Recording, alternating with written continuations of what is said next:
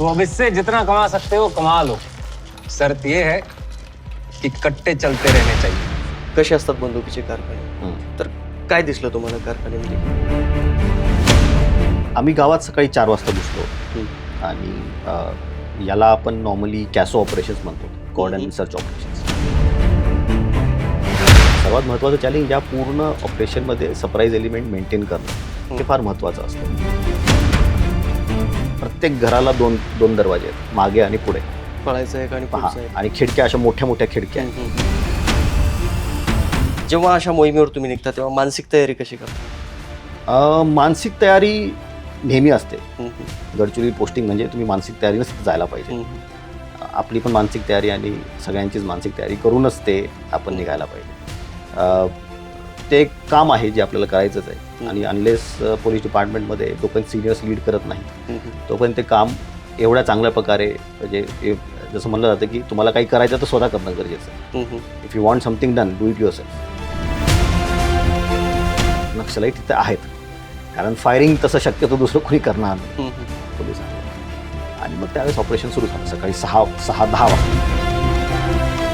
त्याच्या हाताला गोळी लागली होती, छातीला गोळी लागली होती आणि त्याच्या समोरच बेसिकली तेल तुंबडे आणि त्याची 13 जणांची एक त्याची तुकडी होती. 6 वाजेपासून फायरिंग सुरू झाली, 10 वाजेपर्यंत फायरिंग चालली. तोपर्यंत आम्ही रफली एक 12 नक्षलाईट ठार केले होते.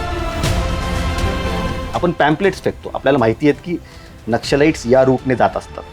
त्या रूट्सवर आपण पॅम्पलेट्स ठेवतो की कशा प्रकारे तुम्ही सरेंडर करायला पाहिजे.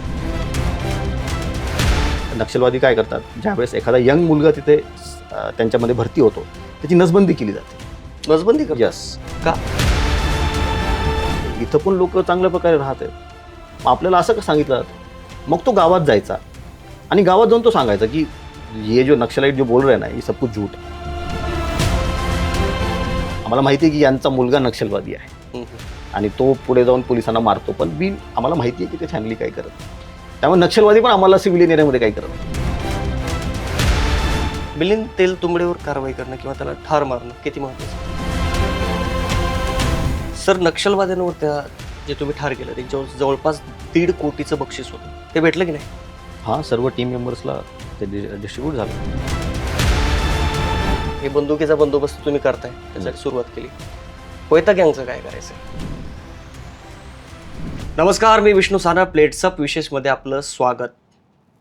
माझ्यासोबत आज पाहुणे आहेत IIT पवईचे विद्यार्थी, केमिकल इंजिनियर, IPS अधिकारी, ज्यांनी महाराष्ट्रातील अमरावती, लातूर, गडचिरोली, औरंगाबाद आणि सध्या ते पुण्यामध्ये झोन 4चे DCP म्हणून कार्यरत आहेत.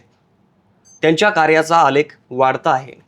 कल्याणीनगर या भागामध्ये झालेली रेड असेल, त्यानंतर नक्षलवादी कारवाई 2021ची, त्यामध्ये 26 नक्षलवाद्यांना ज्यांच्या टीमने ठार केलं होतं. शिवाय त्यानंतर आत्ता नुकतीच पार पडलेली मध्य प्रदेशमधील उमरटी गावमधील जी काही कारवाई होती त्यामध्ये 48 कारखाने जे बंदूक बनवत होते त्यावर कारवाई केली. ते सोमय विनायक मुंडे. ते मितभाषी आहेत, संयमी आहेत, जास्त बोलत नाहीत, ते पॉडकास्ट करण्यासाठी वेळ देत नाहीत. मात्र ते सध्या माझ्याकडे आलेले, मी त्यांना उलगडण्याचा आज प्रयत्न करणार आहे.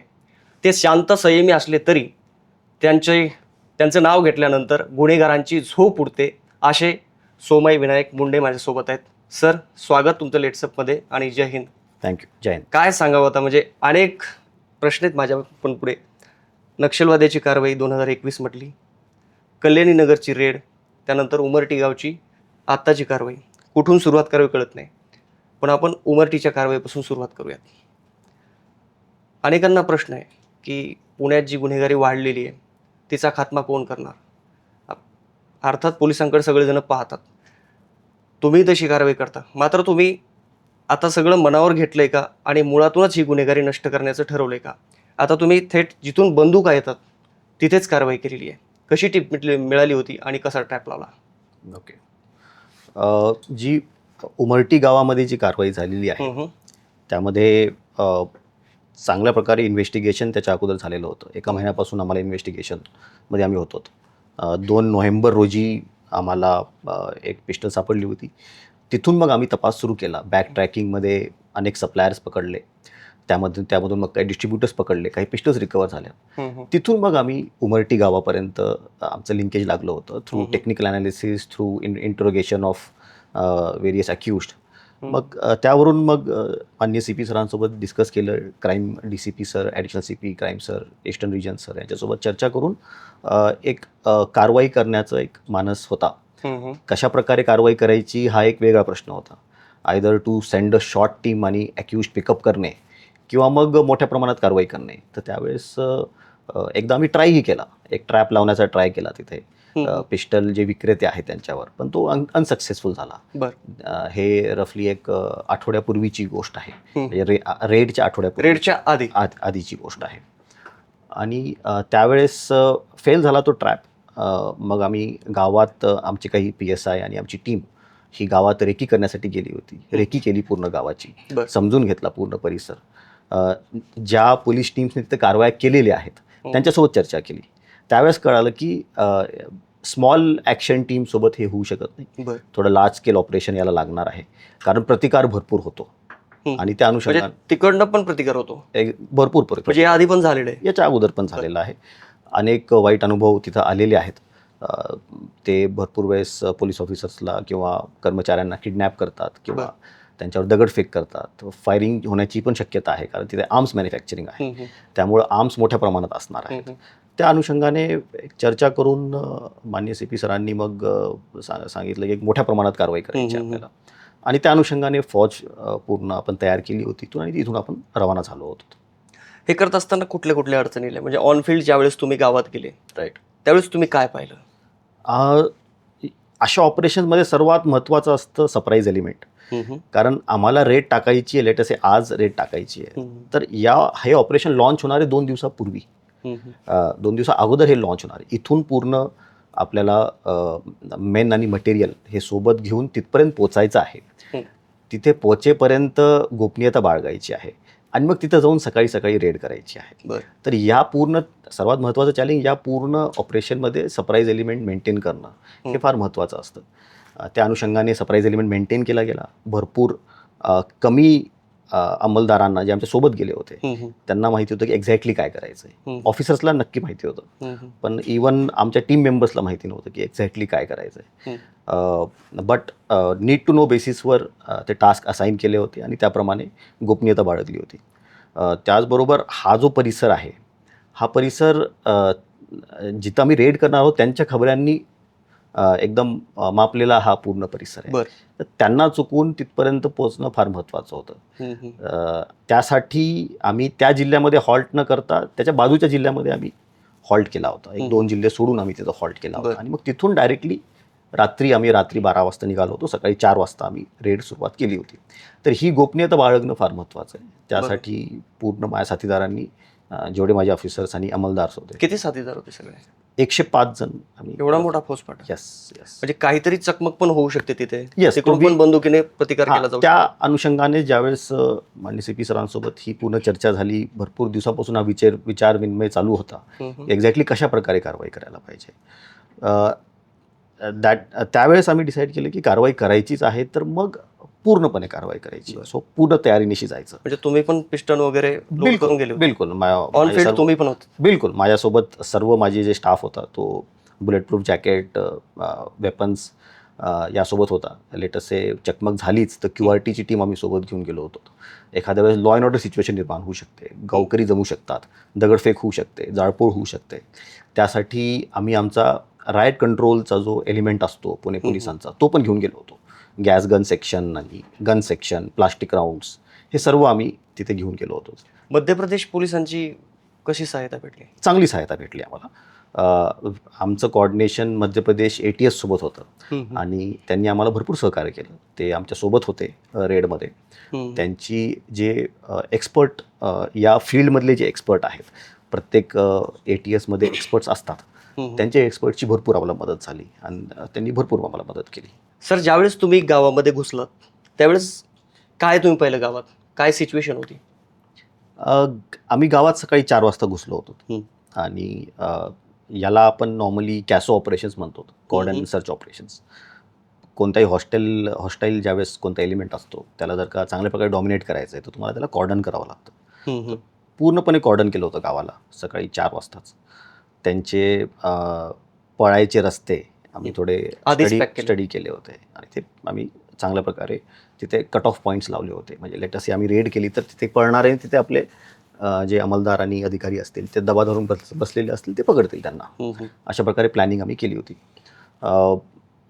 गावात गेल्या गेल्या आम्ही वायरलेसचा युनिट सेटअप केला होता जेणेकरून स्मूथ कम्युनिकेशन तिथे होईल. ड्रोन फ्लाय केले होते आणि मग आम्ही सर्चेस सुरू केली. जे सर्वात हार्डकोर आरोपी आहेत त्यांच्या घरापासून सर्चेस सुरू केली. सर्व जे फायटिंग मेल आहेत गावातले त्या सर्वांना आम्ही पिकअप करायला सुरुवात केलं. जे संशयित आरोपी आहेत असे 47 जण होते ज्यांना आम्ही पिकअप केलं घरातून आणि त्यांना ट्रान्सपोर्ट केलं टू पोलीस स्टेशन, वर्ला पोलीस स्टेशन MP. आणि मग तिथून ते एकदा गावातून गेले की मग आम्ही आरामात पूर्ण गाव सर्च केलं. तुम्ही जेव्हा गावात गेले म्हणजे आता जे 47 जण तुम्ही पकडले म्हणता, मग त्यांच्या घरी जाऊन दार वाजवून त्यांना राईट, दरवाजा उघडल्यानंतरच त्यांना ताब्यात घेतले? बरोबर, यस. प्रत्येक ठिकाणी जाऊन तसं नाही, आता जसं एका घरात गेलो की लगेच हल्लागुल्ला सुरू होऊन जातो आणि तिथे आरडाओरडा सुरू होऊन जातो. मग काही जण पळायला लागले. मग सो बेसिकली वैशिष्ट्य त्या गावाचं आहे असं आहे की प्रत्येक घराला दोन दरवाजे आहेत, मागे आणि पुढे. पळायचं एक आणि पुढचं एक. आणि खिडक्या अशा मोठ्या मोठ्या खिडक्या आहेत. त्या खिडक्यातून इझिली, खिडक्याला जाळी नाही आहे. नॉर्मली आपण जाळी लावतो खिडक्याला, मोठी खिडकी असेल तर पळायला एकदम काय इंटेन्शन म्हणजे पळायचं इंटेन्शन बिकॉज वर्षानुवर्ष हे चालत आलेलं आहे. बरं, त्यांनी जर फायरिंग केली असते पोलिसांवर, तुमच्याकडे प्रत्युत्तरात बिलकुल आमच्याकडे मॅनपॉवर, स्किल्ड मॅनपॉवर आणि त्याप्रमाणे टॅक्टिक्स पण होत्या. साजो सामानसोबत आम्ही तिथे गेलो होतो. सो त्या तयारीनिशीच गेलो होतो. ज्यावेळेस एखादी टीम ज्यावेळेस घरात घुसत आहे तर ते BP जॅकेट घालून घुसत होती आणि थोडी प्रॅक्टिस पण त्यांनी केली होती रूम इंटरव्हेन्शनची. प्रत्येक सर्च टीमसोबत आमचा एक QRTचा जवान होता जो मार्क्समनशिपमध्ये एकदम परफेक्ट आहे, एक्सपर्ट आहे. त्या अनुषंगाने आम्ही तयारीनिशी गेलो होतो. तिकडून काही कोणी हल्ला करायचा प्रयत्न केला? धक्काबुक्की झाली इनिशियली, थोडा गोंधळ झाला, पण ज्या पद्धतीने डॉमिनेट केलं होतं गाव त्यावेळेस त्यांना कळालं की ही कारवाई थोडी वेगळी आहे. त्यानंतर मग ते सबमिसिव्ह. यस. बरं, ड्रोनचा किती फायदा झाला? ड्रोनचा भरपूर फायदा झाला. स्पेशली ज्यावेळेस लोक पळायला लागतात ते कोणत्या दिशेने पळत आहेत, कुठे पळत आहेत, गावामध्ये काय चालू आहे, हे सर्व ड्रोनने आपल्याला कळतं. ड्रोन टीम आपल्या संपर्कात होती आणि त्यामुळे आपल्याला भरपूर मदत झाली. बरं, हे अनेकांच्या मनात कुतूहल आहे की कसे असतात बंदुकीचे कारखाने, तर काय दिसलं तुम्हाला कारखाने? कारखाने म्हणजे फार काही एलॉबरेट सेटअप नाही आहे हा. It's a very rudimentary setup. भट्टी असते, एक छोटी मोठी लेथ मशीन असते, ड्रिलची मशीन असते, पॉलिशिंगची मशीन असते. मेनली स्किल्ड जॉब आहे. म्हणजे याच्यामध्ये रॅदर दॅन कोणतं इक्विपमेंट, मला वाटतं की त्या पर्टिक्युलर इस्माची जी स्किल पारंपरिकरित्या पास ऑन होत आलेली आहे त्याच्यामुळे तो त्यामध्ये एक्सपर्ट आहे, कोणत्या इक्विपमेंटमुळे नाही आहे. त्यामुळे सेटअप फार रुडिमेंटरी आहे. बट हे जे काम त्यांचं चालू आहे हे अनेक शतकांपासून चालू आहे. त्याचा एक ब्रँड पण USA म्हणून, USA उमरटी शिकलगार आर्म्स, तो एक ब्रँड आहे. आणि त्या ब्रँडच्या अनुषंगाने, त्या ब्रँडिंग मुळे ते वेपन्स पण क्रिमिनल वर्ल्डमध्ये चांगल्या प्रकारे फेमस आहेत. कुठल्या राज्यामध्ये सध्या रॅकेट चालू होतं? सध्या तपास चालू आहे. बट आय एम शुअर की याची लिंकेजेस भरपूर राज्यामध्ये आम्हाला भेटतील.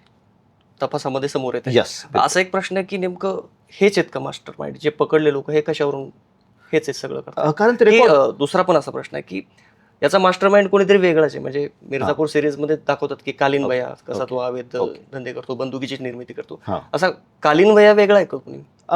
नाही, याच्यामध्ये आम्हाला 26 जणांची यादी होती आमच्याकडे, जे आमचे हार्डकोर आरोपी आहेत आणि ते आम्हाला पाहिजे होते. बट त्यापैकी आम्हाला 7 जण भेटले. पळाले किती? आय एम शुअर की त्यामधले काही जण त्या दिवशी गावात नव्हते. तपासामध्ये निष्पन्न होत आहे की काही जण त्या दिवशी गावातच नव्हते, कुठेतरी गेलेले असतील. काही जण होते ते पळाले, ते साहजिकच आहे. तशी ते ऑलरेडी आमच्या रडारवर आहेत आणि यावेळेस आम्हाला MP पोलीस भरपूर मदत करेल ज्यावेळेस त्यांना अटक करायचं असेल.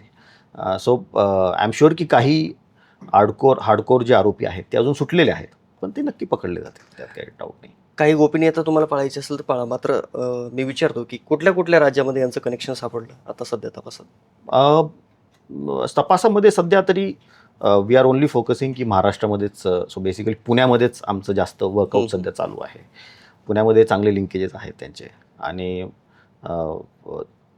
तो पहिल्यांदा उलगडा करणे ते आमच्यासाठी प्रायोरिटी आहे. सो त्यानंतर मग आम्ही वेगवेगळ्या राज्याकडे जाऊ.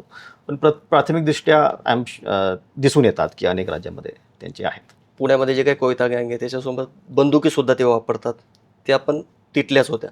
पण त्याबरोबर माहिती अशी पण मिळते की काही राजकीय नेत्यांना सुद्धा ह्या बंदुकी पुरवल्या जात होत्या. खरं आहे?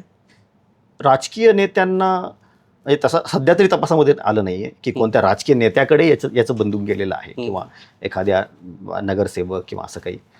बट तपासामध्ये काही गोष्टी निष्पन्न होतील त्यावेळेस मग त्याप्रमाणे कारवाई पण केली जाईल. पुण्यामध्ये कुठपर्यंत म्हणजे यांची धागेदुरी रोवलेली आहे? हां, ज्यावेळेस आपण विचार करतो की या नेटवर्कचं पूर्ण उलगडा करणे, त्यावेळेस असं दिसून येतं की फार एलॉबरेट असं नेटवर्क नाही आहे. हे सगळे जस्ट 17, 18, 19, 20 वर्षाचे मुलं आहेत ज्यांना काही गँग मेंबर्स यूज करतात वेपन ट्रान्सपोर्टसाठी, वेपन खरेदीसाठी त्यांचा वापर करतात. आणि हे तपासामध्ये एकदम चांगल्या प्रकारे दिसून येते की अल्पवयीन मुलांचा किंवा जस्ट मेजर झालेल्या मुलांचा फायदा घेतला जातो, जे स्लम एरियामध्ये राहतात, जे आर्थिकदृष्ट्या सामाजिकदृष्ट्या वीक आहेत, त्यांचा वापर करून ते वेपन्स ट्रान्सपोर्ट केले जातात. आणि असे अनेक सप्लायर्सला सध्या आमचा तपास चालू आहे आणि अनेक लिंकेजेस आम्हाला भेटतील त्यामध्ये. आता अशी माहिती समोर येते की शरद मोळ, गुंड शरद मोळ ज्यांना मारण्यात आलेले काही दिवसापूर्वी, आणि एक माजी नगरसेवक अंधेकर, वनराज अंधेकर, यांची पण हत्या याच आर्ममधून झाली होती. याच बंदुकी होत्या, याच कंपनीच्या. हां, म्हणजे लिंकेजेस आम्हाला भेटतील त्यामध्ये. तो तपास एक्झॅक्टली माझ्याकडे नाही आहे, त्यामुळं लिंकेज ते झाले का नाही हे मला सांगता येणार नाही. पण सर्व गँग मेंबर्स इथून वेपन्स घ्यायचे हे तर निश्चित आहे. एक प्रश्न राहून गेला मगाचा की उमरटी गाव, हे गाव म्हणजे काही लोक काही इतर व्यवसाय करतात की सगळं गावच नाही, इतर व्यवसाय पण करतात. म्हणजे चांगले लोक पण आहेत तिथे, जे ज्यांना या काही मोजक्या लोकांमुळे त्रास आहे. ते ज्यावेळेस आम्ही गावात गेलो त्यावेळेस अनेक जण आम्हाला भेटले. ते म्हणले की साहब ये रोज का ही है, यहाँ पे पुलिस टीम आती है, हमें परेशानी होती है, हम अच्छा काम कर रहे, खेतीबाडी कर रहे. काही ते ट्रायबल लोक पण राहतात जे शेती करतात, आपापला व्यवसाय करतात. पण काही मोजक्या लोकांमुळे यस तो प्रॉब्लेम आहे त्या गावामध्ये. कितीला विकतात ते बंदुकी? प्राईज नाही सांगणार मी, कारण ते ॲडव्हर्टाइजमेंट टाईप होऊन जाईल. म्हणजे आता असं झालंय पुण्यात की जो तो उडतो अल्पवयीन 15 वर्षाचा 16 वर्षाचा मुलगा तो बंदूक घेतो. नक्कीच की प्राइजेस एवढे चीप आहेत की एका जीवाच्या तुलनेने फारच कमी प्राइस आहे. फारच कमी. येस, म्हणजे कोणीही सहज घेऊ शकतो Yes. असं सिच्युएशन आहे. येस, तशी होती आणि आता काही काळामध्ये आय एम शुअर की यामुळे थोडा बदल होईल, फरक पडेल. पुढचा प्रश्न असा की हे बंदुकीचा बंदोबस्त तुम्ही करताय, त्यासाठी सुरुवात केली, कोयता गँगचं काय करायचंय? कोयता गँगवर आता हा एक संभ्रम जो आहे त्याला थोडंसं डिसमॅन्टल करणं गरजेचं आहे. की कोयता गँग म्हणजे एक पर्टिक्युलर गँग आहे जी कोयता घेऊन फिरते आणि तोडफोड करते, असं नाही आहे. हे असे मुलं आहेत ज्यावेळेस आम्ही त्यांना पकडतो, त्यांचं इंट्रोगेशन करतो, त्यावेळेस फार गरीब परिस्थितीमधले मुलं आहेत, ज्यांचं घरी असं काही मोटिवेशन नाही आहे किंवा घरी कोणी बघणारं नाही आहे, आर्थिकदृष्ट्या फार त्रस्त आहेत. आणि त्या बेसिकली पूर्ण परिस्थितीमध्ये त्यांचे काय ॲस्पिरेशन्स असतात. इंस्टाग्राम बघतात, त्यामध्ये टी व्ही बघतात, इतर गोष्टीतून प्रेरित होतात आणि काही वाईट वळणावर लागतात. आणि मग अशा गोष्टीमध्ये थोडी हिरोबाजी करण्यासाठी, काही लाईक्स मिळवण्यासाठी, फॉलोअर्स मिळवण्यासाठी या गोष्टी केल्या जातात. त्यामुळे कोयता गँग म्हणजे एक गँग आहे आणि ते पकडली जात नाही आहे पोलिसांकडून असं नाही आहे. हे सगळे अल्पवयीन मुलं आहेत. अनफॉर्च्युनेटली तो ट्रेंड निर्माण झालेला आहे. आणि हे सर्व काही आर्थिकदृष्ट्या कमी असलेले किंवा लक्ष ज्यांचं आईवडिलांचं याच्यावर नाही आहे, त्या लोकांकडे, त्या मुलांकडे बेसिकली ही परिस्थिती दिसून येते आम्हाला. पुणेकरांच्या मनात हीच भीती आहे की पोलीस काहीच करत नाही, असं त्यांच्या मनातला प्रश्न आहे. तुम्ही करताय अर्थात तुमच्या पद्धतीने, पण असं ठोस पाऊल का उचलत नाहीत पोलीस? नाही, कायद्याच्या दृष्टिकोनातून जेवढे त्यावर कडक कलम लावू शकतो आपण तेवढे आपण लावलेले आहेत. त्यामुळे अलीकडे जर बघितलं तर पोलिसांची दिंड काढणे, त्यांची 3rd डिग्री रस्त्यावर घेणे, हे सगळं सुरू आहे, हा एक प्रश्न आहे. आणि दुसरा प्रश्न आहे जोडून, हे कायद्यात बसतं का? दिंड काढणे किंवा थर्ड डिग्री रस्त्यावर करणे. धिंड पोलीस काढत नाहीत. पोलीस घटनास्थळ पंचनामा करतात आणि त्यावेळेस आरोपीला घटनास्थळावर घेऊन जाणं हे गरजेचं असतं. आणि त्या अनुषंगाने मग तिथे आम्ही विचारपूस करतो घटनास्थळी आणि त्याचं मग चित्रीकरण करून धिंड काढलं आणि अशा टाईपचे काही गोष्टी म्हणल्या जातात. पण कायदेशीरदृष्ट्या इट इज ऑल घटनास्थळ पंचनामा जो आपला केला जातो. आतापर्यंत जे काही तुम्ही आरोपी पकडले, कोयता गँग म्हटले, जे आता पांढरपुरीवर विमाननगर परिसरामध्ये घडलं, राईट. असे तुम्ही आरोपी अनेक पकडले, त्यांची धिंड काढली, त्यांना अशी शिक्षा केली, त्यानंतर सुद्धा असं ते कृत्य करतात, असं काही घडतं? नाही, अनफॉर्च्युनेटली तो बेस एवढा मोठा आहे.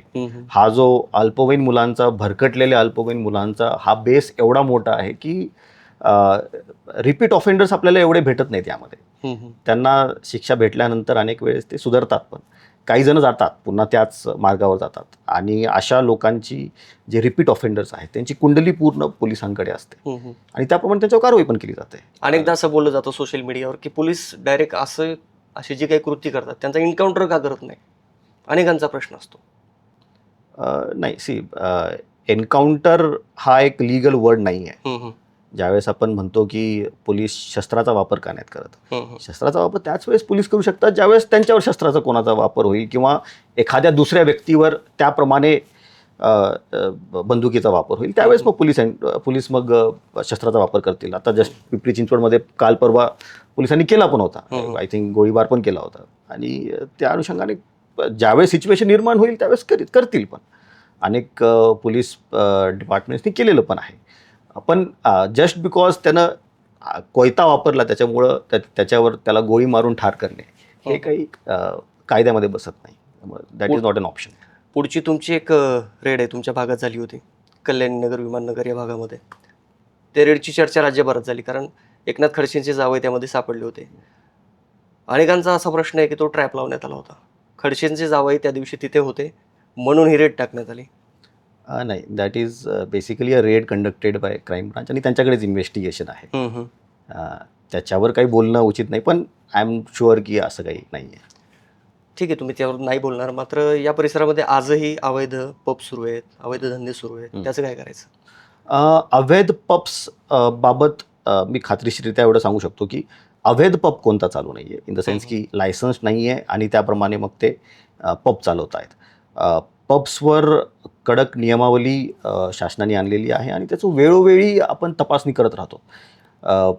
अनेक वेळेस पहिल्यांदा झालेलं आहे ज्यावेळेस ते 1:30 वाजेनंतर त्यांनी चालवलं आहे आणि त्याप्रमाणे मग आम्ही रेड्स केल्या आणि त्यांना बंद पण केलेले आहेत. आपल्याच भागामध्ये अनेक पब्स आहेत ज्यांना आपण 142 BP ॲक्ट याच्या अंतर्गत सील पण केलेले आहेत. कडक कारवाई याच्यामध्ये चालूच आहे, त्यामध्ये काही डाऊटच नाही. पण त्याचं प्रमाण एवढं आहे की अनेक वेळेस मग त्याच्यातून अनुचित प्रकार घडतात. असे जर अवैध धंदे सुरू केले कोणी किंवा सुरू असतील तर त्यांना इशारा काय असेल तुमचा? इशारा हाच असेल की ताबडतोब बंद करणे, नाहीतर मग पोलीस त्याच्या कधी रेड पडू शकते. रेडच नाही, कशा प्रकारे त्याला पूर्णपणे नेस्तानाबूत करायचं आहे ते पोलिसांचं काम आहे आणि ते करणार. तुमच्या ज्या कारवाईची चर्चा होती त्याकडे येतोय. गडचिरोलीला तुम्ही नक्षलवादी विरोधी कारवाईमध्ये अग्रेसर होता आणि तिथे तुम्ही स्वतःहून पोस्टिंग मागितली होती. त्याकडे येऊयात.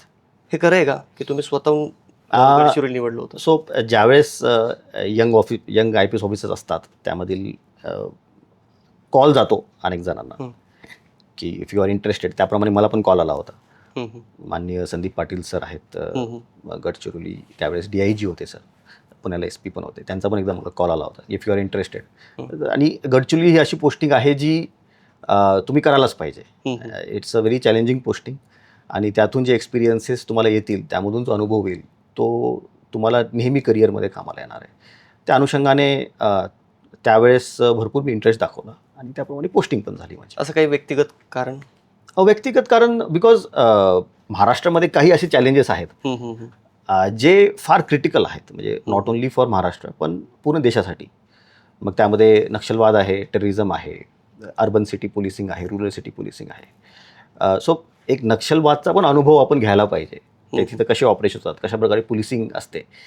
अनलेस एखाद्या पोलीस ऑफिसरला त्याच्या पूर्ण करिअरमध्ये त्याचा अनुभव नाही आला तर मग ते एक फुलफिलमेंट राहणार नाही. तो चान्स मला मिस करायचा नव्हता. त्या अनुषंगाने मी होकार दिला होता आणि माझी पोस्टिंग पण झाली.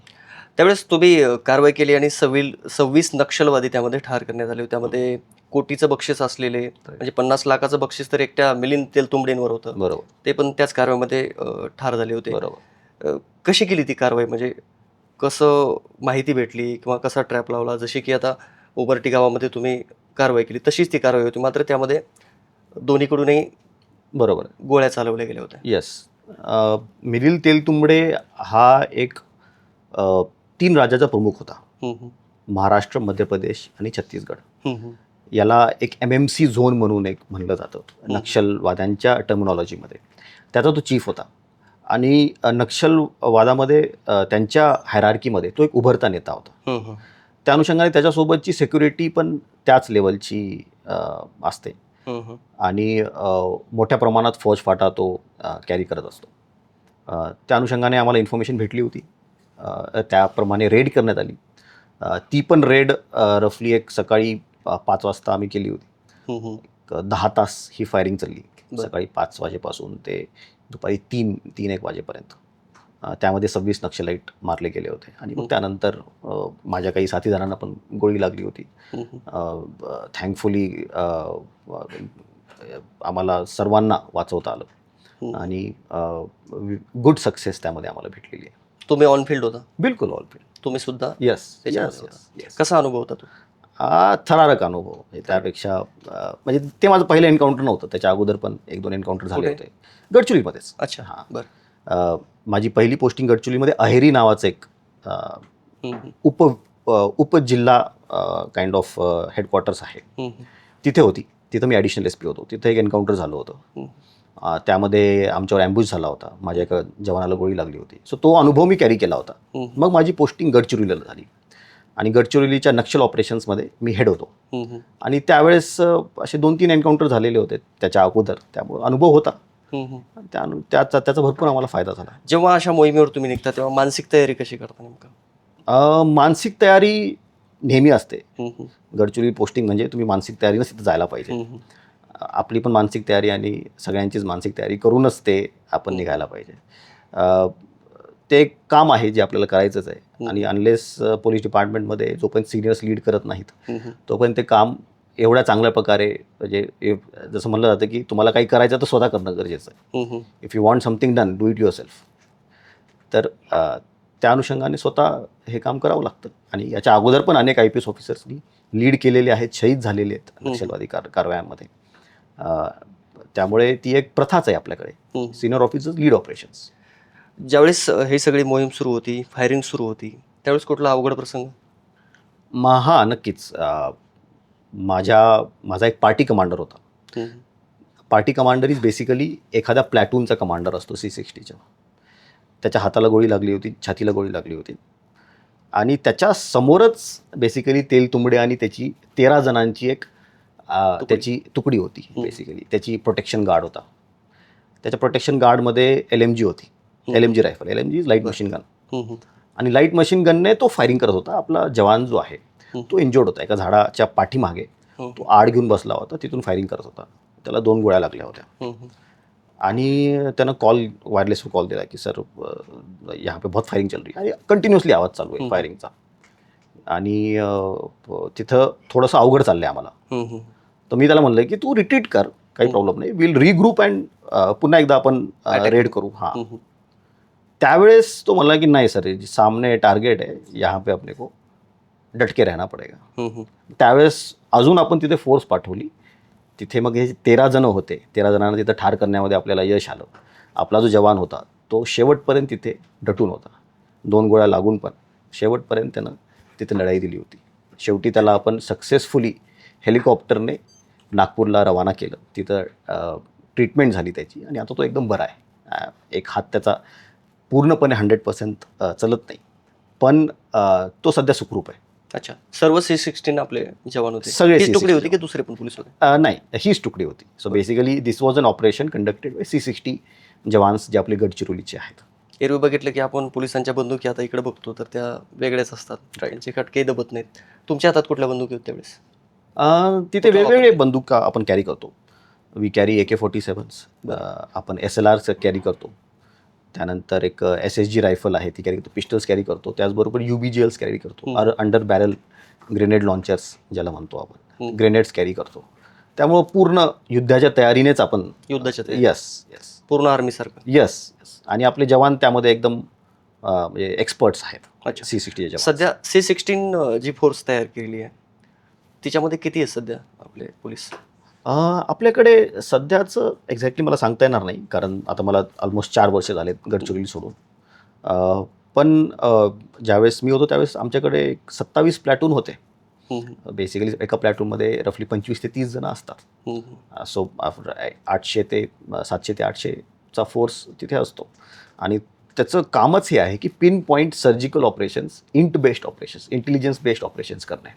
हे फक्त जंगलात फिरवून यायचं नाही आहे. इथे नक्षलवादी आहेत आणि इथे ऑपरेशन करणं गरजेचं आहे. त्यासाठीच ती फक्त फोर्स बनवलेली आहे.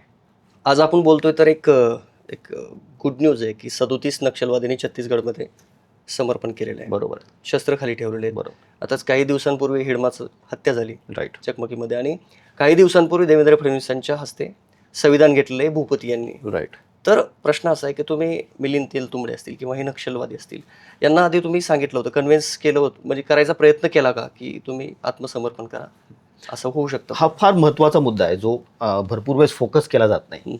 महाराष्ट्र गव्हर्नमेंटची जेवढी कायनेटिक पॉलिसी जी आहे, म्हणजे सशस्त्रपणे नक्षलवादाशी लढणे, ही जी पॉलिसी आहे ही तर चांगलीच आहे, त्यामध्ये काही वाद नाही आहे. We are doing very good compared to other states. पण जी सरेंडर पॉलिसी आहे ती एवढी चांगली आहे सध्या की त्याच्यावर आणि फार कमी फोकस केलं जातं. आपण ज्यावेळेस एखादा नक्षलवादी आहे त्याला सरेंडर करायचं, लेटस आहे, तो 15व्या वर्षी नक्षलवादमध्ये भरती झाला, तिथे 15-20 वर्ष राहिला आणि आता त्याला कळालं की याला काही पुढे मार्ग नाही आहे आणि त्याला आता सरेंडर करायचं. त्यावेळेस त्याच्या दृष्टिकोनातून विचार करणं गरजेचं आहे.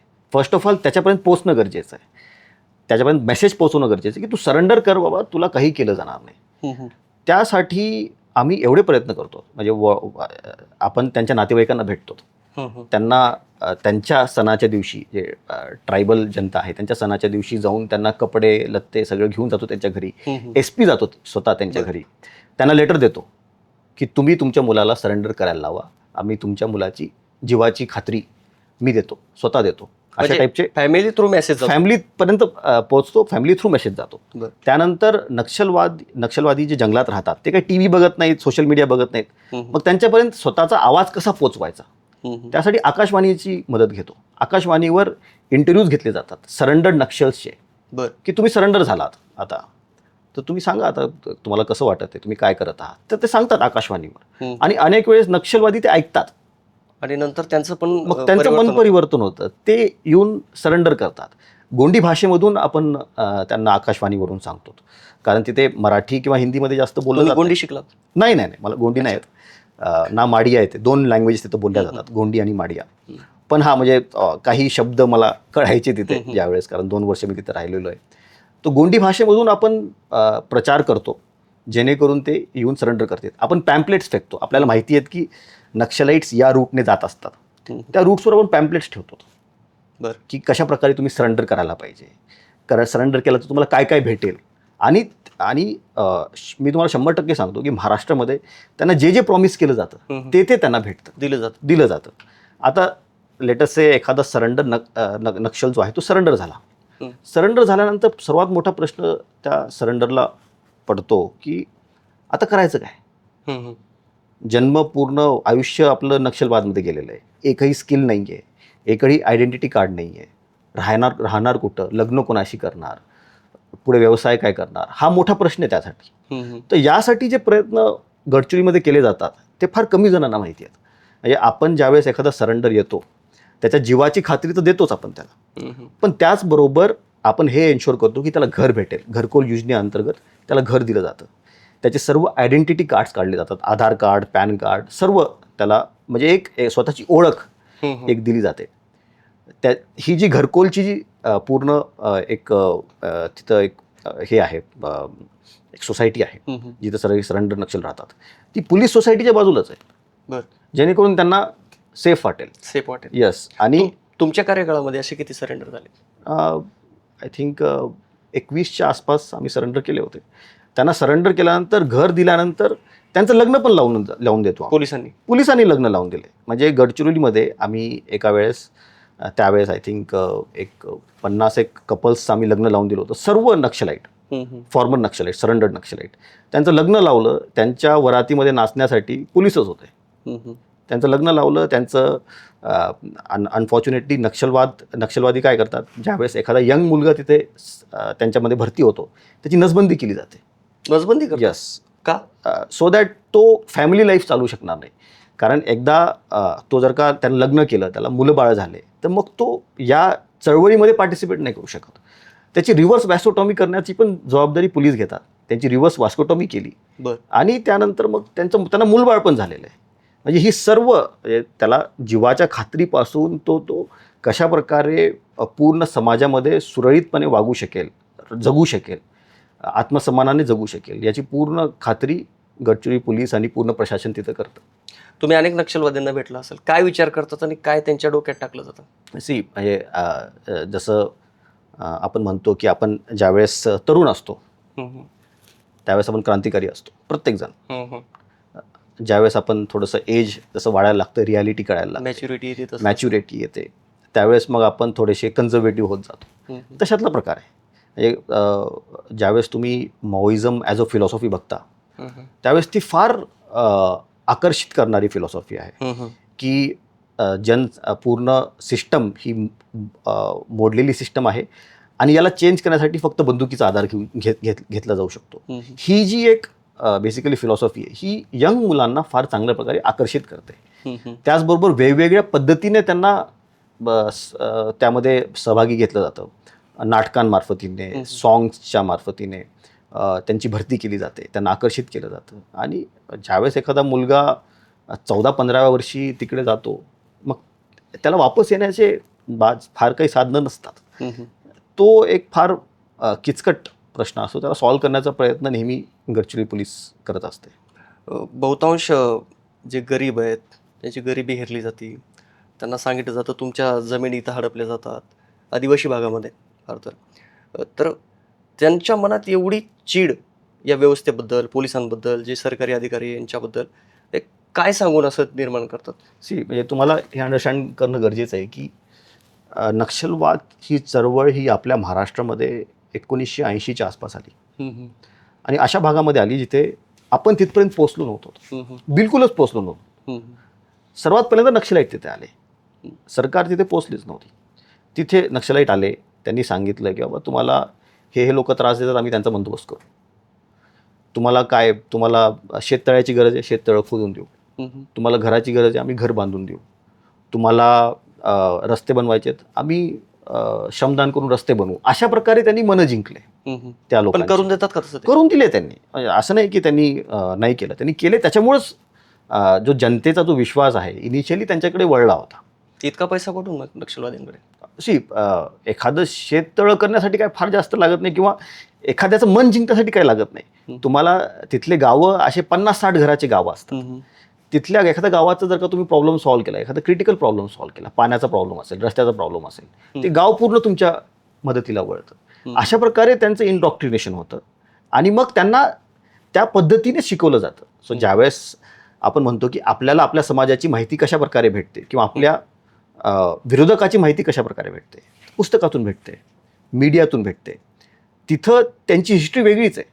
ज्यावेळेस आपण कोर नक्षल एरियामध्ये जातो त्यावेळेस आपल्याला त्यांचे स्कूल्स भेटलेले आहेत, जिथं नक्षलवादी स्कूल्स चालवतात. त्यांची हिस्ट्री आपल्याला भेटलेली आहे. म्हणजे त्यांनी कशा प्रकारे हिस्ट्री त्यांच्या मुलांना शिकवलेली आहे आणि कशा प्रकारे त्याच्यातून तिथल्या मुलांना इनडॉक्ट्रिनेट करण्याचा प्रयत्न केलेला आहे, हार्डकोर करण्याचा प्रयत्न केलेला आहे. ज्यावेळेस वारंवार त्याच गोष्टी सांगितल्या जातात की इकडे नागपूर में तो लड़कियों के साथ ऐसे किया जाता है, गरीबों के साथ ऐसे किया जाता है, आणि इथे वारंवार सांगितलं जातं आणि त्याच्या विरोधात कोणता पुरावा येत नाही. मग त्यावेळेस आपण ते मानायला सुरुवात करतो. अशा प्रकारे तिथल्या लोकांचं पूर्णपणे इनडॉक्ट्रिनेशन केलं जातं. हे मोडण्यासाठी गडचिरोली पोलिसांनी अनेक प्रयत्न केलेले आहेत. फॉर एक्झाम्पल आम्ही काय करायचो की प्रत्येक गावातून एक मुलगा आम्ही शोधायचो जो हुशार आहे, थोडा बहुत शिकलेला आहे, जो अल्पवयीन मुलगा असेल, म्हणजे एक 17-18 वर्षाचा मुलगा असेल, त्याला आम्ही महाराष्ट्र सहलीसाठी घेऊन जायचो. इतर भाग दाखवायसाठी. पूर्ण की तुला महाराष्ट्र दाखवणार पूर्ण. हम्म, हम्म. आणि गडचिरोली पोलीस त्यांना पूर्ण महाराष्ट्र फिरवायचे आणि त्याच्यातून त्याला कळायचं की अरे हमें तो ये सिखाया जाता है, इधर तो कुछ अलग ही है. हम्म, हम्म. ऐसा तो कुछ भी नहीं है की इधर गरीबी है, इधर गरीब लोगों को मारा जाता है, की श्रीमंत लोकांचं चालतं सगळं, हम्म. की महिलांसोबत असं केलं जातं. असं तर काही नाही आहे. इथं पण लोक चांगल्या प्रकारे राहत आहेत. मग आपल्याला असं का सांगितलं जातं. मग तो गावात जायचा आणि गावात जाऊन तो सांगायचा की ये जो नक्षलाईट जो बोल रहे ना, ये सब कुछ झूठ है, हे सगळं खोटं बोलत आहेत, असं काहीच नाही, मी बघून आलोय. हम्म. आता तर शहरी मुलं पण याच्या आहारी गेलेले आहेत. म्हणजे बरोबर. शहरी नक्षलवाद म्हणून हा शब्द आलेला आहे. आता काल परवा दिल्लीमध्ये जे निदर्शन झालं तिथे हिडमाचे नारे दिले गेले. राईट. यांना कुठल्या गोष्टीचं प्रलोभन केलं जातं? ही फार अनफॉर्च्युनेट बाब आहे. आणि नक्षलवादची पूर्ण चळवळीमध्ये हम्म, नक्षलवाद इन अर्बन एरिया म्हणजे माओइझम इन अर्बन एरिया हा फार महत्त्वाचा त्यांचा पार्ट आहे. हम्म. ज्यावेळेस त्यांना कळत आहे की रुरल एरियामध्ये आर्म्ड इन्सर्जन्सी ज्याला म्हणतो आपण, हम्म. की शस्त्र घेऊन शस्त्राच्या आधारे हल्ले करणे आणि मग सत्ता मिळवणे, हे ज्यावेळेस सक्सेसफुल होत नाही आहे त्यावेळेस ते अर्बन एरियामध्ये येऊन काही मुलांना इंडॉक्ट्रिनेट केलं जात आहे आणि त्यांना वेगवेगळ्या काही प्रॉब्लेम्स असतात. प्रत्येक समाजामध्ये काही ना काहीतरी प्रॉब्लेम असतो. स्लम एरियामध्ये गरिबीचा प्रॉब्लेम असतो, कुठे रस्त्याचा प्रॉब्लेम असतो. त्या प्रॉब्लेम्सला एवढं तीव्र बनवणं आणि त्याच्यातून सामाजिक अराजकता निर्माण करणे, हे एक त्यांचं महत्त्वाचं बेसिकली काम आहे अर्बन नक्षलवाद्यांचं. आणि त्याप्रमाणे ते काही प्रयत्न केले पण जातात. गडचिरोलीला जाण्यासाठी अनेक अधिकारी नको म्हणतात, पण तुम्ही तिथे गेलेले आहेत. नक्षलवाद्यांची कुठली धमकी, व्यक्तिगत तुमच्यावर हल्ला कधी? नाही म्हणजे हा एक अनफॉर्च्युनेटली किंवा धमकीचा फोन वगैरे? नाही, तसं काही झालं नाही आतापर्यंत, किंवा अशा प्रकारे कुठे काही त्यांनी प्रयत्न पण केला नाही आहे. फॉर्च्युनेटली ते एक अनसेड रूल आहे की नक्षलवाद्यांच्या फॅमिलीज पण सिव्हिलियन एरियामध्ये राहतात. आम्ही त्यांना कधी हात लावत नाही किंवा त्यांना कधी त्रास देत नाही. आम्हाला माहिती आहे की यांचा मुलगा नक्षलवादी आहे आणि तो पुढे जाऊन पोलिसांना मारतो, पण आम्हाला माहिती आहे की ते फॅमिली काही करत नाही. त्यामुळे नक्षलवादी पण आम्हाला सिव्हिलियन एरियामध्ये काही करत नाहीत. पहिल्यांदा झालेले आहेत काही प्रॉब्लेम्स ज्यामध्ये त्यांनी IPS ऑफिसर्सला ठार पण केलेलं आहे. आंध्र प्रदेशमध्ये एका IG लेवलच्या ऑफिसरला त्यांनी ठार केलं होतं, एका SP लेवलच्या ऑफिसरला ठार केलं होतं. पण त्यानंतर एक म्युच्युअल अंडरस्टँडिंग तुम्ही म्हणा किंवा एक त्यांना समजलेलं आहे की काही गोष्टी फेअर आहेत आणि काही गोष्टी अनफेअर आहेत. सर, तुमच्या याच कारवाईमुळं ही जी काही तुम्ही कारवाई केली नक्षलवादी, त्या कारवाईमुळे तुम्हाला राष्ट्रपतींनी शौर्यचक्र सन्मान दिलेला आहे. बरोबर. तर काय भावना होत्या त्यावेळेस नेमक्या, कशासाठी आपण केलं आणि काय कसं? ज्यावेळेस हा जो अवॉर्ड भेटला, सर्वात म्हणजे it's a very proud moment, not only for my self but also for Gadchiroli police. आणि त्यावेळेस तोपर्यंतचे जेवढे शहीद आपले अंमलदार आणि अधिकारी आहेत, 212 जण तोपर्यंत शहीद झालेले आहेत. 1980 पासून त्या कालावधी आता 213 झालेले आहेत. 213 अधिकाऱ्यांना आणि अंमलदारांना आपण म्हणजे ती गोष्ट आमच्या लक्षात आली होती की हे जे आत्ता जे अवॉर्ड भेटत आहेत ते त्यांच्या बलिदानाच्या बलबुत्यावर भेटत आहे. आता परिस्थिती चांगली झालेली आहे, जिथे आपण जाऊन अटॅक करू शकत आहेत नक्षलवाद्यांवर. तो काळ फार वेगळा वाटतं का? आता जसं अमित शहा बोलले की वर्षाच्या सुरुवातीला 26 मध्ये we are well on the road map होऊन जाईल, म्हणजे चांगल्या रोड मॅपवर आहेत आपण आणि नक्कीच त्याच्यामध्ये सॉल्युशन भेटेल आपल्याला. सर, 2021 मध्ये नक्षलवाद विरोधीची कारवाई झाली, ती किती तास चालली? तुम्हाला कशी टीप मिळाली की नक्षलवादी तिथं बसलेले आहेत? तो सगळा घटनाक्रम कसा होता? ज्यावेळेस आम्ही नक्षल एरियामध्ये काम करतो, इंटेलिजन्स नेटवर्क आपलं स्ट्रॉंग असतं. त्या अनुषंगाने एक खबर भेटली होती आम्हाला की अशा प्रकारे एका जागी जमलेले आहेत. मर्दिनटोला नावाचं एक गाव आहे तिथे, थोडंसं आपल्या बॉर्डरवरच येतं, छत्तीसगड आणि मध्य प्रदेशच्या महाराष्ट्राच्या. आणि नक्षलवादी नॉर्मली अशाच जागी कॅम्प करतात, जेणेकरून जो थोडं कन्फ्युजन असतं वेरियस स्टेट फोर्सेसमध्ये की कुठे कोण ऑपरेट करणार इथे, त्या संभ्रमचा फायदा घ्यावा त्यासाठी ते अशा बॉर्डर एरियामध्ये कॅम्प करतात. तिथं त्यांनी एका टेकडीवर कॅम्प केला होता, त्याच्याप्रमाणे माहिती भेटली होती. आम्ही मी SP सरांना सांगितलं की अशी माहिती आहे, आपल्याला लॉन्च करणं गरजेचं आहे, दुपारी रफली 2 वाजता. आणि त्यावेळेस मग आम्ही प्लॅन आखला.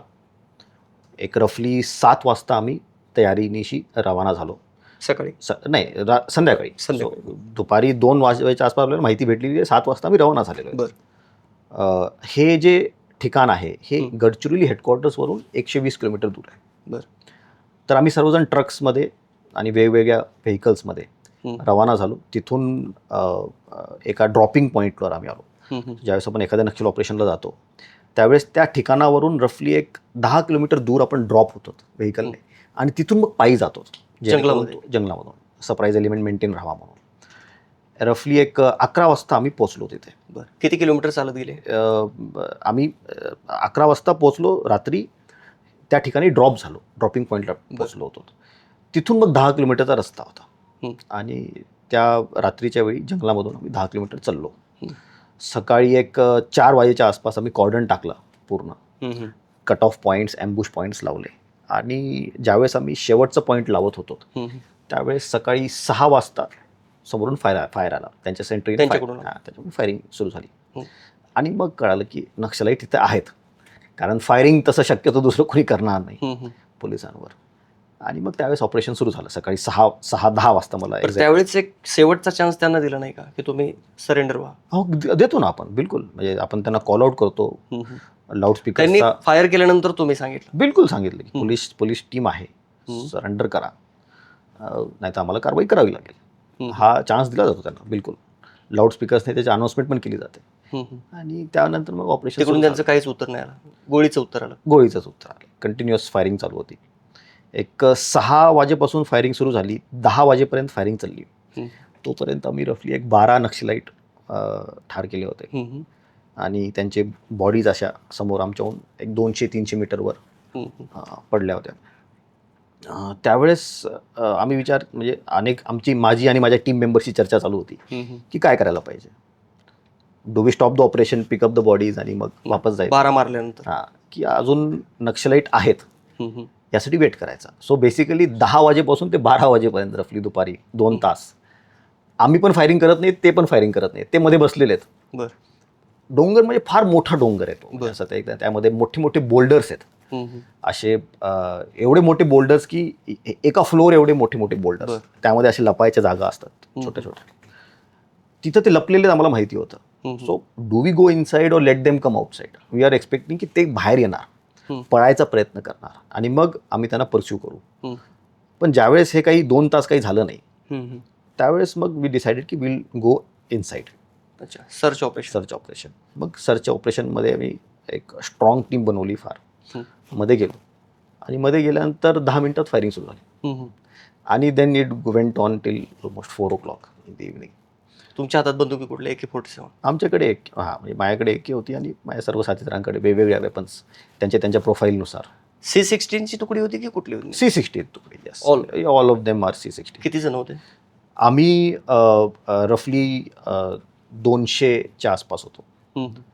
समोरचे जे होते जे नक्षलाईट होते त्यांच्याकडे 120 ते 150 याचा फोर्स होता आणि त्यांच्याकडे सर्व टाईपचे वेपन्स होते. जे आमच्याकडे आहेत तेच त्यांच्याकडे आहेत. त्या पर्टिक्युलर कारवाईमध्ये आम्ही 29 वेपन्स सीज केलेले आहेत. म्हणजे दॅट इन्क्लूड्स AK-47 पासून ते LMG पासून ते UBGL पासून म्हणजे अंडर बॅरल ग्रेनेड लॉन्चर पासून सर्वच आम्ही सीज केलेलं आहे त्या याच्यामधून.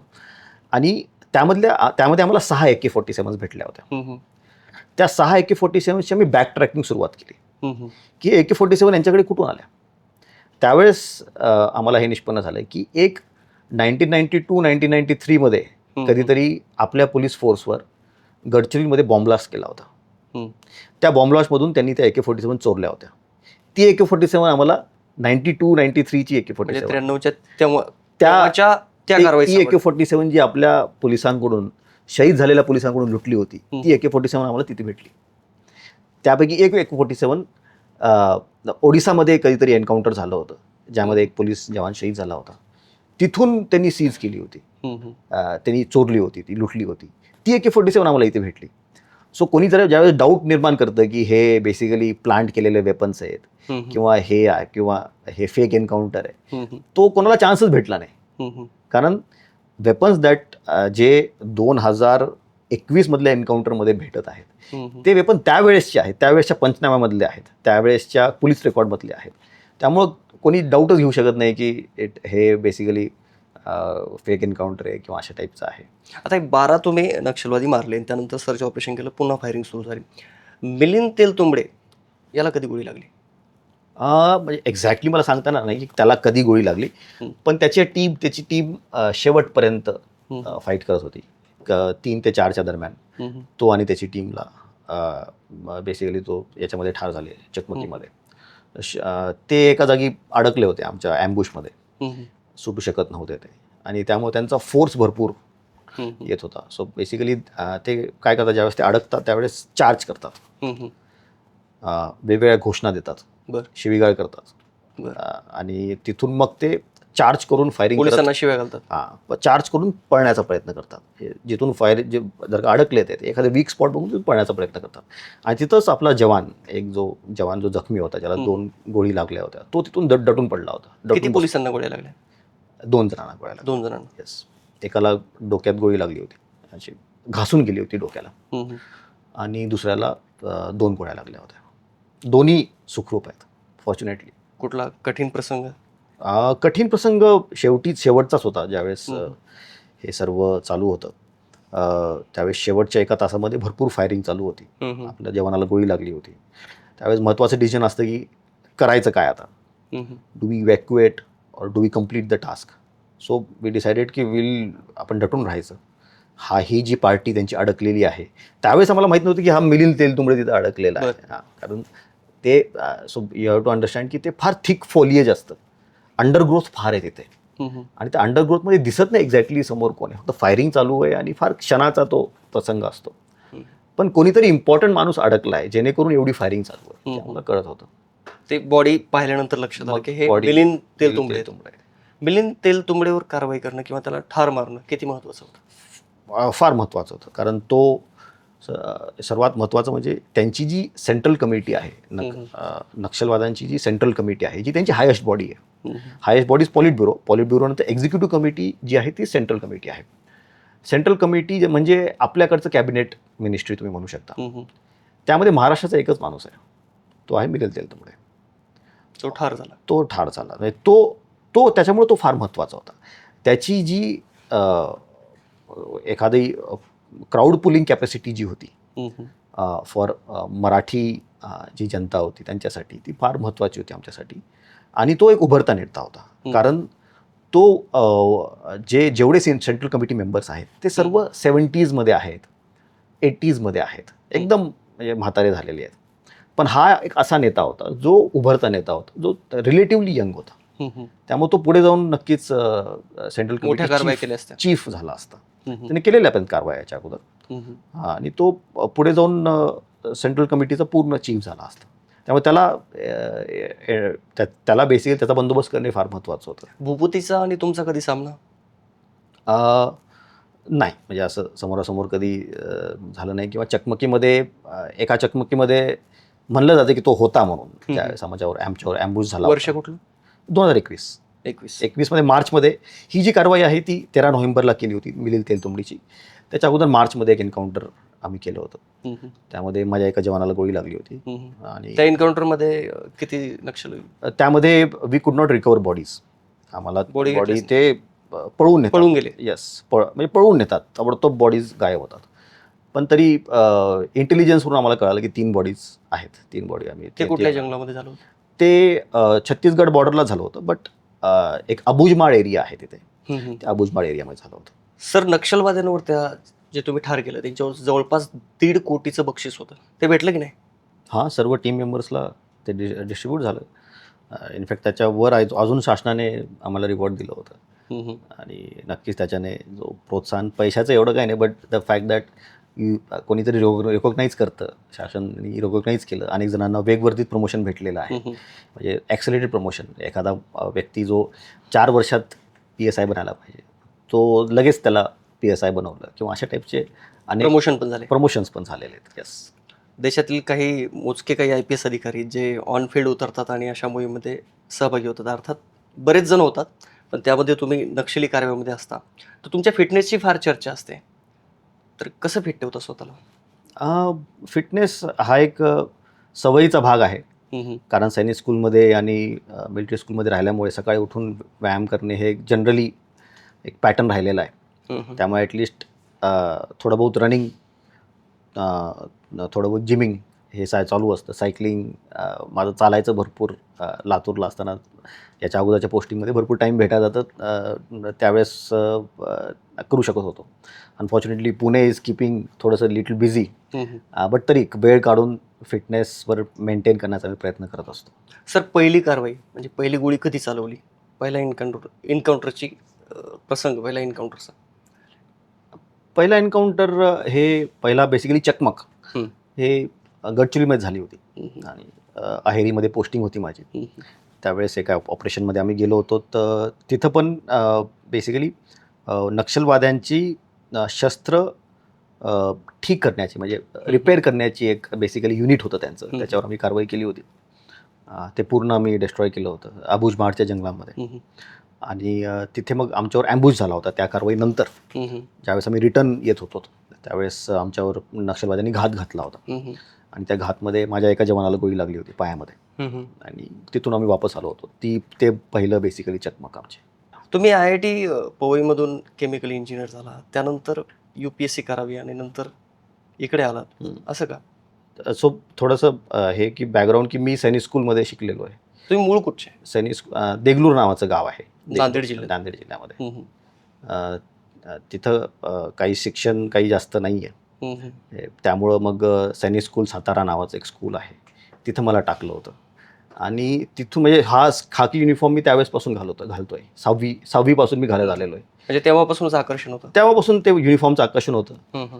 आणि त्यावेळेस माझा मेन प्लॅन होता की आर्म फोर्सेसमध्येच जायचा.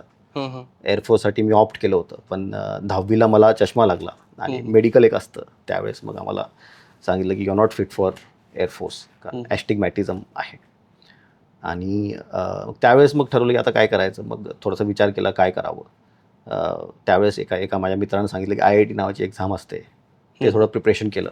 आणि मग तिथून मग सिलेक्ट झालो. IIT बॉम्बेमध्ये गेलो, केमिकल इंजिनिअरिंग केलं. पण तो जो एक मनामध्ये एक होतं की युनिफॉर्म सर्व्हिसमध्ये पुन्हा एकदा यायचं आहे, त्या अनुषंगाने पुन्हा एकदा प्रयत्न केले. तुमचं प्राथमिक शिक्षण साताऱ्याला, सातारा. माध्यमिक शिक्षण देहरादूनमध्ये एक मिलिटरी स्कूल आहे. Military school. मिलिटरी स्कूलमध्ये तिथे RIMC नावाचं एक मिलिटरी स्कूल आहे.